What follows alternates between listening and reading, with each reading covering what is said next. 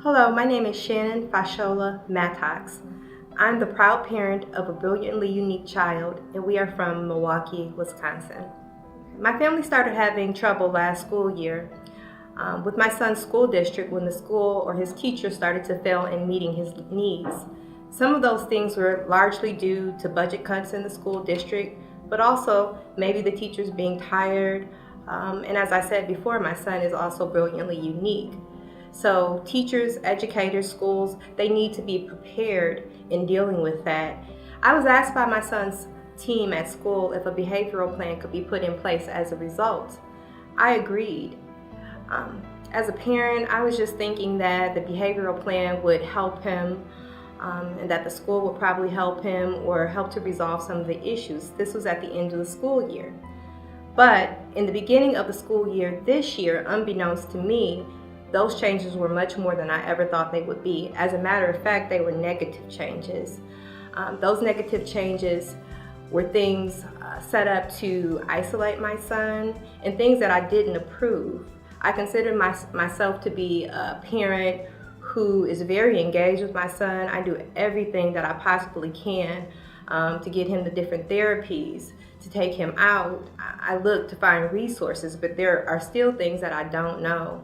So when I read the new plan, his new behavioral plan, his new IEP, I didn't understand what it was until we got to his new class and his new school and saw what was really going on. I saw a flyer being circulated in the community that Disability Rights was having an IEP training for parents, and I called Disability Rights to find out what that was. I was able to talk with Sally Flashberger at Disability Rights, and I became really excited because in speaking to her, she was telling me that in the training I would learn a lot of things that inside of me I really wanted to learn, but sometimes you don't really know what you need to learn until someone tells you what there is that you can learn or what your rights are or how you can help yourself or how you can help your family.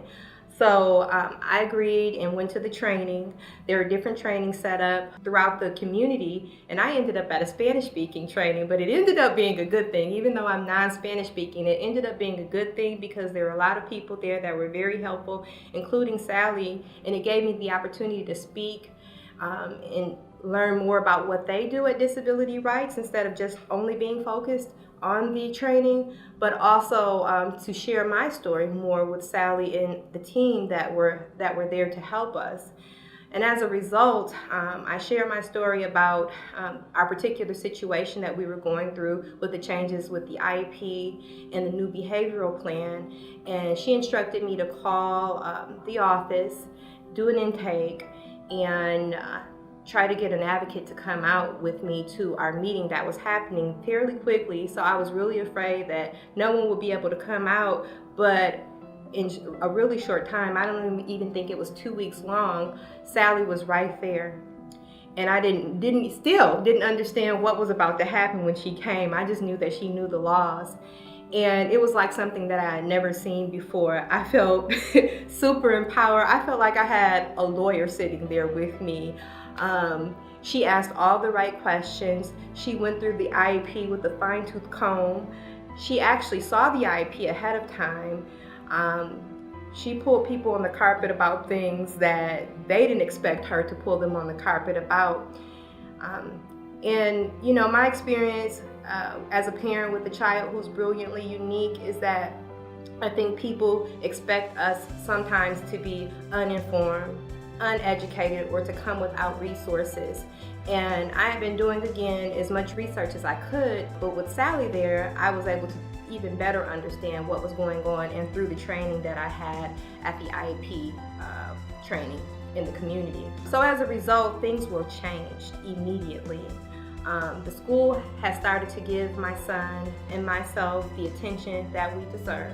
Instead of operating from something that's typically run-of-the-mill or routine, or just because someone has said that this is the way it is. Things aren't always the way that people say they are. Things can be changed when you ask the right questions and you know your rights. So my point is, it's important not only for my child to have the right to quality special education, but for all children to have the right to quality special education. Through the help that I received from Disability Rights with Sally, it made me want to be empowered to do more, to educate more people, to tell friends or other parents that I know that this resource is available. And then when I learned that there's some advocacy work going on right now to create family navigation centers throughout the community, and maybe, who knows, maybe throughout Wisconsin, I was really excited because I want everyone who needs that help to have that experience. Because of the great work that Disability Rights does, I think it's really important that you consider donating, giving, supporting this great organization on March 5th for the Big Share.